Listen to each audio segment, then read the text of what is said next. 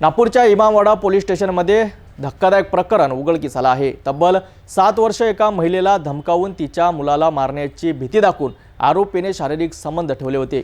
महिलेने अखेर धाडस करून पोलिसात धाव घेतली आणि पोलिसांनी आरोपीला तात्काळ गजाळ केलं। इमामवाडा पोलीस स्टेशनला एक महिला तक्रार घेऊन आली। तक्रारीत सांगण्यात आलं की टिंकू प्रमोद साळारे, वय वर्ष अंदाजे 36, राहणार Salve compound, civil line, Nagpur नावाच्या व्यक्तीने मागील 7 वर्षांपासून तिच्यासोबत जबरदस्तीने शारीरिक संबंध प्रस्थापित केले। आरोपी सतत तिच्या मुलाला जीवे मारण्याची धमकी देत असे, तसेच वेळोवेळी तिला दम देऊन स्वतःसोबत राहण्यास भाग पाडत असे। महिला आणि आरोपीची ओळख एका कॅटरिंग व्यवसायाच्या निमित्ताने झाली होती। ओळखीचं नातं पुढे दबावाचं आणि अत्याचाराचं झालं। महिलेची तक्रार मिळताच पोलिसांनी तात्काळ दखल घेतली आणि डीसीपी रश्मिता राव यांच्या मार्गदर्शनाखाली आरोपीचा शोध घेऊन त्याच दिवशी सायंकाळी त्याला अटक करण्यात आली। सध्या आरोपी न्यायालयीन कोठडीत असून पुढील तपास सुरू आहे। इमामवाडा पोलीस स्टेशनला 1 तारखेला एक महिला आली होती।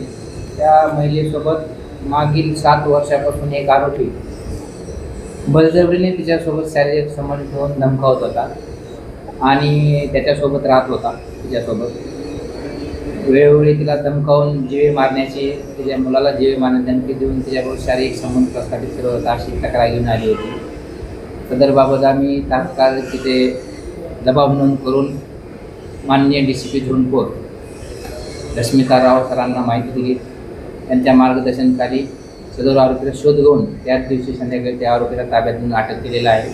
महिलेनं 7 वर्षाचा सहन केलेला हा काळ लोकांना हादरवणारा आहे। मात्र तिने उशिरा का होईना पण आवाज उठविला आणि पोलिसांनीही तात्काळ कारवाई करत आरोपीला तुरुंगाच्या आत ढकललं। समाजात अशा विकृत प्रवृत्तीच्या लोकांना धडा शिकवणं आवश्यक आहे। आता या प्रकरणाचा पुढील तपास सुरू असून आरोपीला काय शिक्षा होती याकडे सर्वांचं लक्ष लागलंय।